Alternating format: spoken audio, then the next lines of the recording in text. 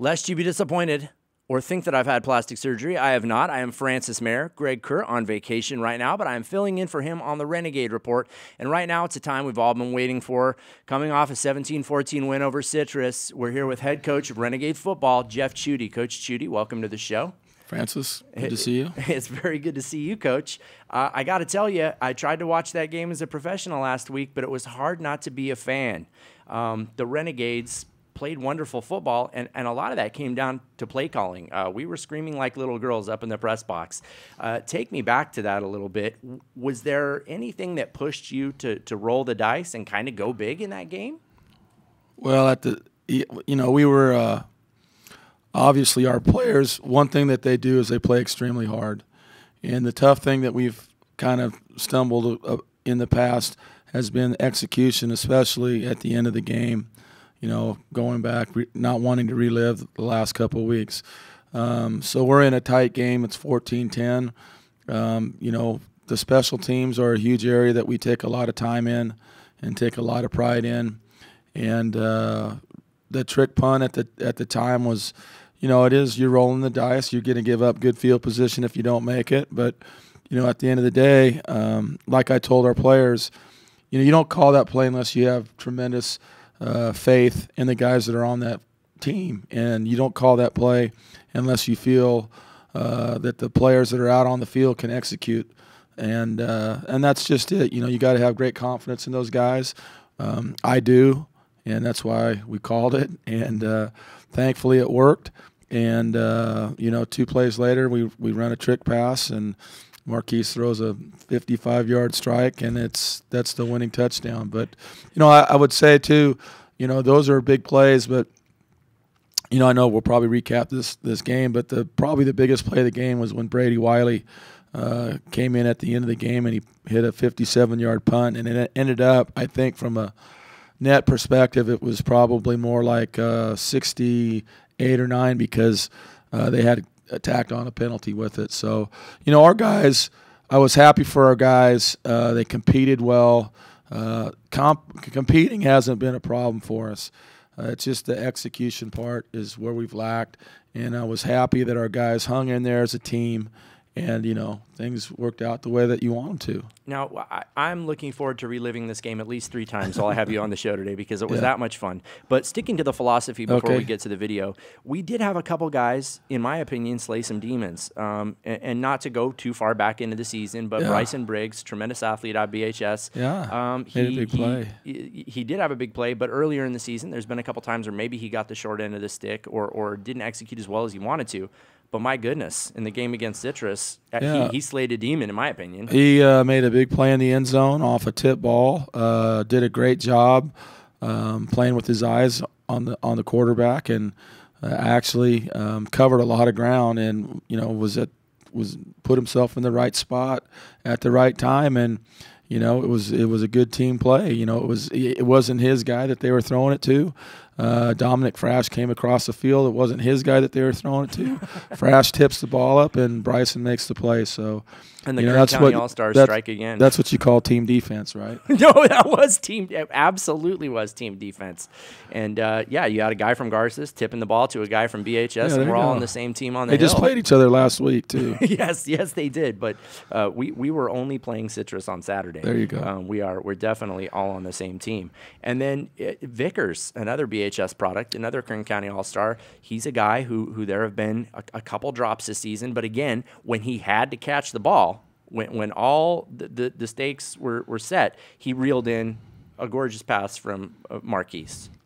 Oh, Derek's a tremendous talent. We still haven't done as good a job as we need to getting him the ball, and I think that's something that we have definitely made it a priority to do that.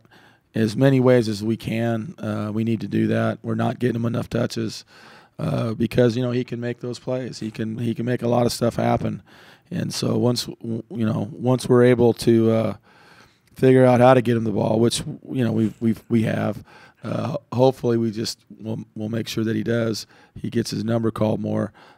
He's gonna make some plays. He's just starting. He's just scratching the surface. He's got a ton of talent, and he's exciting to watch. I really wish we could change the pronunciation of Yagi's first name so we could just make it Tarek and Derek. Yeah. Because, from a media perspective, that works. I know you have bigger fish to fry than novelties like that. But moving along with Ghost Slayers and guys who rose up to the occasion, our punter, Wiley. Yeah, he punted awesome for us last season. But then I know that the changes are made, and what maybe a lot of fans don't understand is it's your job to pick the best athlete to fit in with your team of 22 that you're putting out on the field. And there's a lot of things that go into that. A very dynamic decision. Well, we're lucky to have really two excellent kicking coaches in Lorenzo Alvarez and his son Matt. Those guys are professional as it gets. Lorenzo, I can't tell you, he's been with Bakersfield College since the mid-'80s. BC has sent more punters and place kickers on to four-year colleges than any community college in the country. That's a fact. And these guys do a great job. And, the one thing about punting, it's kind of like running the 100 meters, The guy that gets there that has the fastest time, typically, 100 out of 100 times, he's going to win. He's the man. And the punting, you basically those guys are charted all the time, every day. And, if you got one guy that's punting at 39.8 yards a punt over however many punts they chart, and the other guy's at 36.2, unless there's something drastically wrong in the guy's delivery, meaning he takes too long, then it's, that's the way it is. And, fortunately for Brady, he got a chance to step up to the plate. It was a pressure situation. I mean, we snapped the ball from the 25-yard line, and they ended up taking their first play from the line of scrimmage, I think, on the 9. So that was a whatever that is, 64-yard. That's an all-pro kick. That's an NFL punt. Well, it was huge. It was just huge. He hit it and it turned over, and then they tacked a penalty on top of it. It was like half the distance to the goal line, but that was such a flip and field position, and I just felt good for the kid because he's hung in there. Always there's always an opinion of the specialty guys, long snappers and punters and kickers, and they practice just like anybody else. And Brady and Parker Campbell and Phillips, those guys haven't missed. The other guys are new, came in the summer, but those three guys have been in our program for 2 years, haven't missed a workout in the spring at 6:30 in the morning, 4 days a week, and we're not kicking at 6:30 in the morning. We're lifting and running, and those guys have been dedicated to the program, and it just makes you feel as a coach that there is a football god, because that guy deserved it. He's worked hard enough. He just hadn't been the guy because the other guys outperformed him. He got a chance to perform, and lo and behold, he knocked it right down the tubes. It was a great punt. Well, and Coach, even as an adult, I'm 37 years old. I got 3 kids and a mortgage, and I was inspired by that kid because from what his teammates said, you never would have known that he lost his job. He showed up to practice every day. He worked his tail off, and he was absolutely ready to catch an opportunity when it was tossed his way. And not only did he catch the opportunity, I mean, he ran like heck with it. No, you're 100% right, and that's just it. He's been such a good team player. Didn't get mule-lipped, as we say, or any snot up his nose. He's hung in there and been a great teammate. And it was awesome. It was really awesome to see. It was awesome to watch. Hard to stay professional. Yeah. I know some guys from Citrus were a little animated. They couldn't believe how many Renegades came through on Saturday. I'll tell you that much. It's always fun to do at somebody else's house. But just like someone who wants to open Christmas presents early, let's jump on some highlights real quick before we go to the break. Chris, what do you got for us? Dial it up. Here we have a wonderful profile shot of the Citrus field, and I think we'll kind of get an idea of what happens here rather quickly.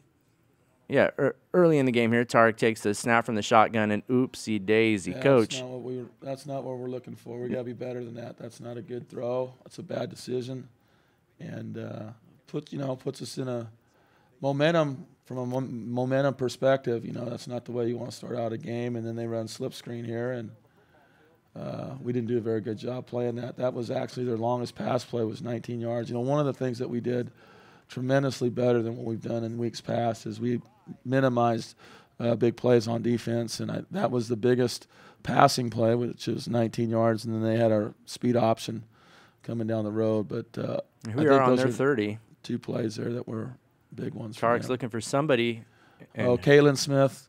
Kalen's done a nice job. He and Dylan Littles are tight ends, and we move them all over the place. Those guys are athletic enough to also play out in space. And it was a nice catch, nice throw, good protection. Yeah, and Dylan Little's, of course, a product of Bakersfield High School. Yeah. Just it's fun to hear. Offensive lineman in high school. Oh, was he really? Yeah, but they don't play with the tight end, so he's done a good job for us. He's got good hands. And then here's another look from Citrus out of the shotgun formation. Yeah, we got some